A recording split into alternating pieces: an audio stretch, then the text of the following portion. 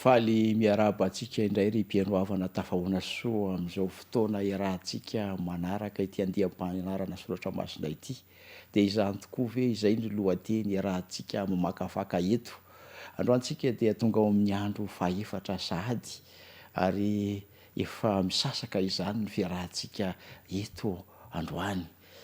Mialohan'ny idirantsika amin'ny lohahevitra manaraka dia tiako ny miantso antsika hoe tsara raha handeha isika hivavaka aloha mba hahafahantsika mahazo indray ny tian'Andriamanitra lazaina mikasika izay lohahevitra manaraka izay. Andeha hivavaka isika rehetra tompoko.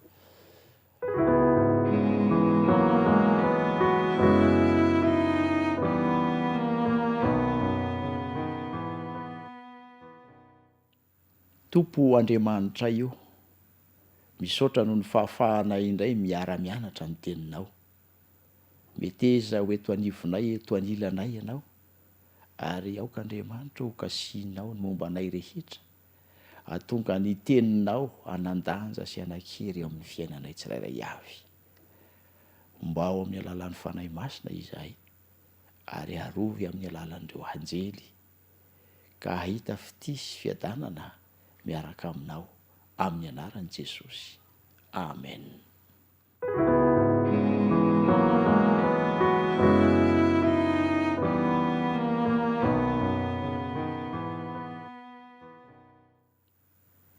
Ilay fanomezana voalohany natolotr'Andriamanitra ny olombelona, izay ny lohahevitra androany dia afa-malala. Inona no ao ambadika izany? Inona no finosin'izany fanomezana izany?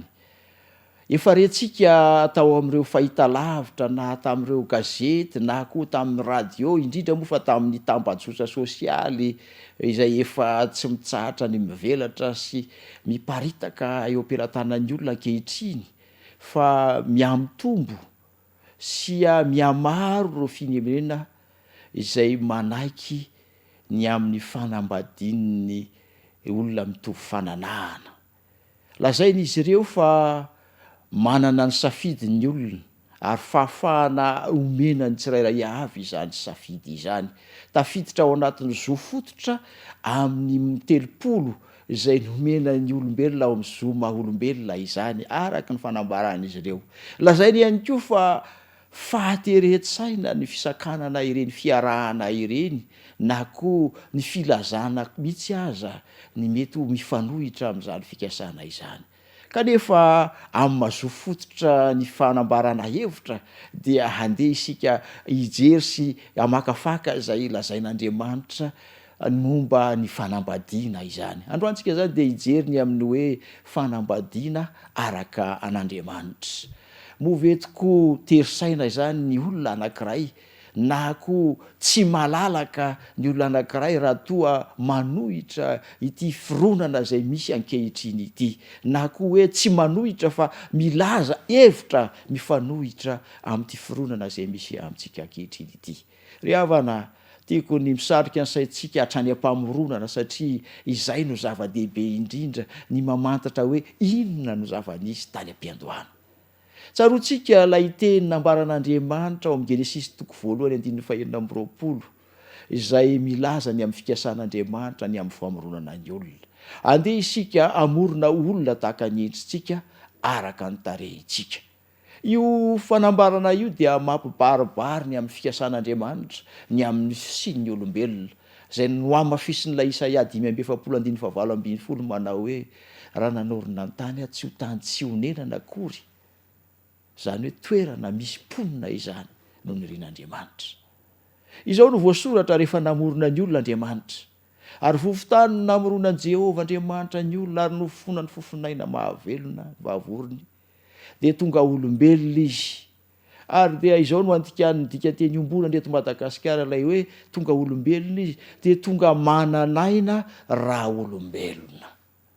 Izany hoe nivoaka teo am-pelantan'Andriamanitra tamin'ny alalan'ny vovoka sy ny fofinaina zany ny antsoina hoe raha olombelona. Dia nisy raha olombelona.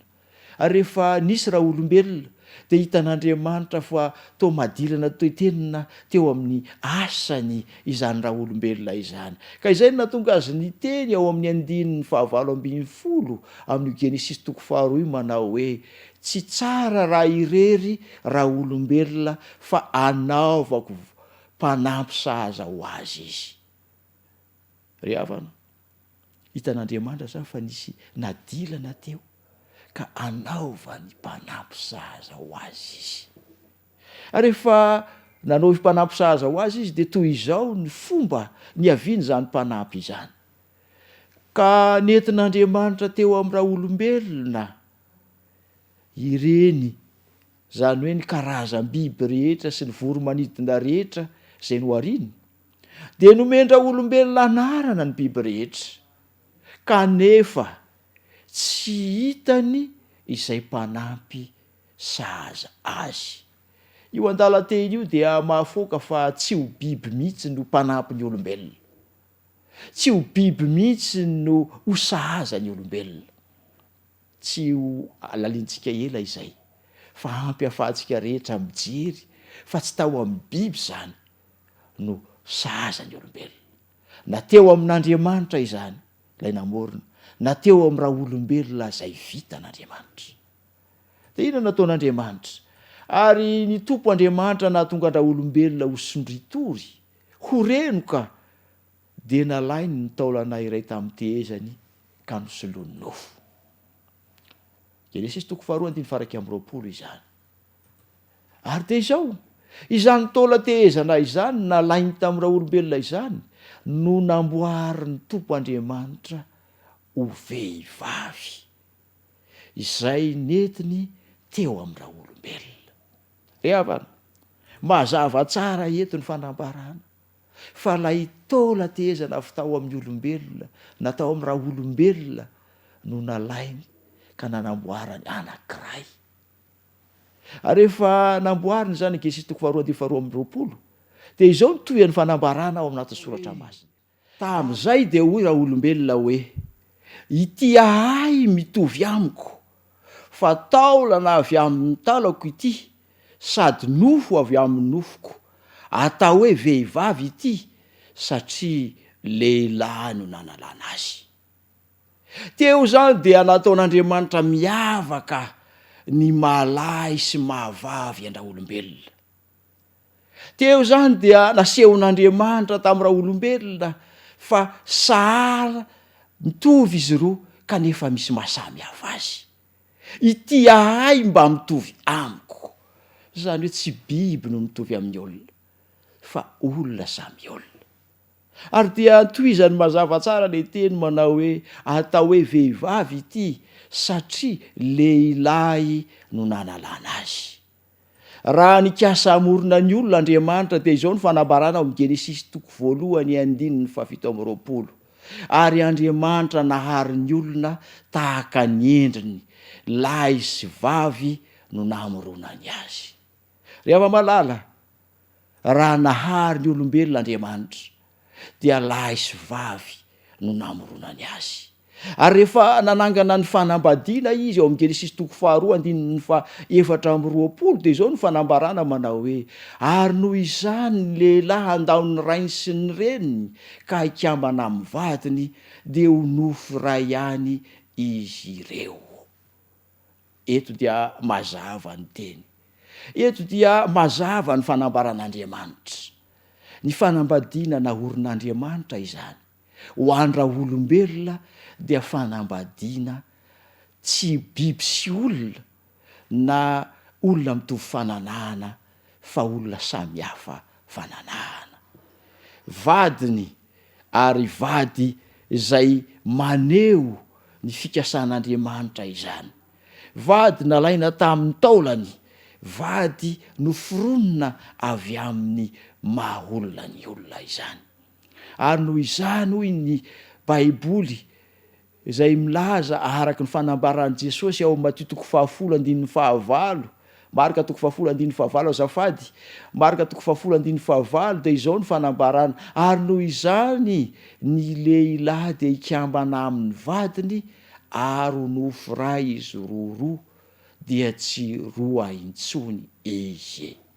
Ambarany tenin'Andriamanitra mazava tsara fa namana sahaza ilay miaraka aminy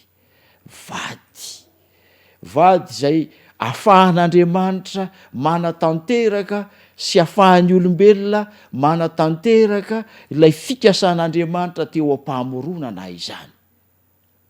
Nakamban'Andriamanitra izy roa, tsy azo mpisarahana, tsy azo ravana izany fikambanana izany. Kanefa nakamban'Andriamanitra ihany koa isy tanjona mazava izay tian'Andriamanitra ho fantatry ny olombelona rehetra. Andeha hoe raha tsika mamaky izany tanjona mazava napetrak'Andriamanitra raha namorona ny olona izany izy ao amin'ny Genesisy 1 ka ny 9 fa Genesisy 1 ka ny 9 fa 7. Izao no fanambarana. Ary Andriamanitra nitsodrano azy hoe maro fara sy mihabetsaha ary maminoa ny tany. Tao anatin'ny famoronana izany, tao anatin'ny famolavolana ny olombelona izany, ny drafitr'Andriamanitra dia tsy ny amela ny planeta tany ho foana fa ho hisy mponina izany. Ary ny mponina dia avy amin'ny fisin'ny lahy sy ny vavy miaraka izany. Tsy nofo roa intsony izy ireo fa ho nofo ray. Ireo manam-pahaizana dia milaza fa ny selam-pananan'ny lahy dia manana chromosome 13, ny selam-pananan'ny vavy dia manana chromosome 13, ary ny vatan'olombelona rehetra io dia manana chromosome 9. Rehefa malala ny fikambanan'ny 13 lahy sy ny 13 vavy no manome ny 9, ary zay no mahatonga an'ilay hoe nofo ray izy roa ireo fa tsy roa intsony. Mazava ny fanambarana na ara-tsiansa io na koa ara-pamisoratra masina. Raha izany no zava-misy dia izao, tsy sitrak'Andriamanitra ary tsy planin'Andriamanitra ireo fihetsika sy fiseho sy dradradradraina amin'izao fotoana izao. Ny mampalahelo aza hatramin'ny fanampiany raisam-pirenena indraindray dia ankinina amin'ny fanekena amin'izany zavatra tsy arak'Andriamanitra izany. Rehefa malala tiako ny misodina saintsika rehetrarehetra fa Andriamanitra dia manana drafitra tsara ho antsika olombelona. Tsy drafitra animba antsika izany fa drafitra amelona antsika olombelona. Zay no natonga azy nananatra an'ireto Israelita raha avy nivoaka tany Egypta izy, nilaza ny amin'ny lalàn'ny fisoronana ka milaza ihany koa ny lalàm-piarahamonina. Ao amin'ny Levitikosy 20 milaza toy izao manao hoe aza mandry amin'ny lahy tahaka ny fandry amin'ny vavy, fa fahavetavetana izany. Aza mandry amin'ny biby andotony tenanareo, fa zavatra fady indrindra izany. Levitikosy 20:12. Ny soratra masina rehefa malala dia milaza amintsika mazava manao hoe tandremo ny didiko. Andriamanitra dia miantso antsika manao hoe arao ny lalako ry havana. Izao no voasoratra ao amin'ny Salamo 119:7. Sambatra izay manao mitandrina ny mety ka manao ny marina mandrakariva. Sambatra izay mitandrina ny mety ka manao ny marina mandrakariva. Ry havana, tandremo ny mety, ataovy ny marina araka ny sitrapon'Andriamanitra. Izany hoe izao no filazany azy ao amin'ny Salamo 5:2 mikasika izay zavatra izay. Mahitsy ny lalana izay mandeha araky ny lalàn'i Jehova. Mahitsy lalana izay mandeha araky ny lalàn'i Jehova, araky ny toromarik'Andriamanitra rehefa malala ny tokony andehanany taranak'olombelona. Androany miantso anao Andriamanitra, hoy izy aminao indray, averiko ity andalateny ao amin'ny obolana ity manao hoe anaka, atolory andro fonao ary aoka ny masonao ho faly mijery ny lalako. Ry havana, arao ny lalan'Andriamanitra, aoka ho endry hiaino ka hitompo saina. Aoka ho manam-panahy ahazo fitombona tsara ry hava-malala. Izany teny zany no ataovy ao anatin'ny sainao. Atolory azy ny fonao. Aoko ho faly mijery ny lalany ianao de ho endry andeha araky ny sitrapony. Aza mivily na mandeha amin'ny lalakavo. Sitrak'Andriamanitra ny asambatra anao. Sitrak'Andriamanitra ny apety ny fiainanao. Tsy drafitra ny fijalianao. Andeha hivavaka indray isika amaran'izao fotoana izao.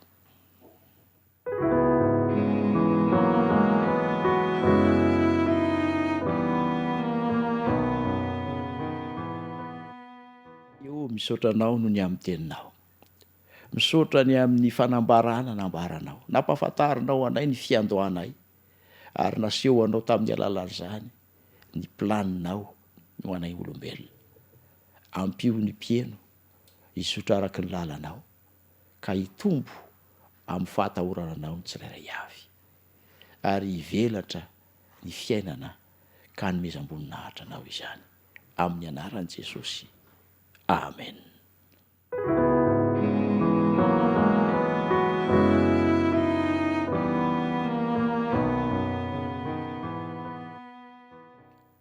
Mametraka ny mandram-piona indray ry hava-malala ary mirary ny sosiny tsara ho anao sy ny ankonanao.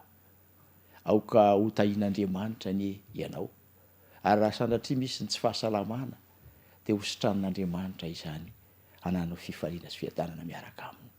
Mandram-piona tompoko, miraso soa indrindra.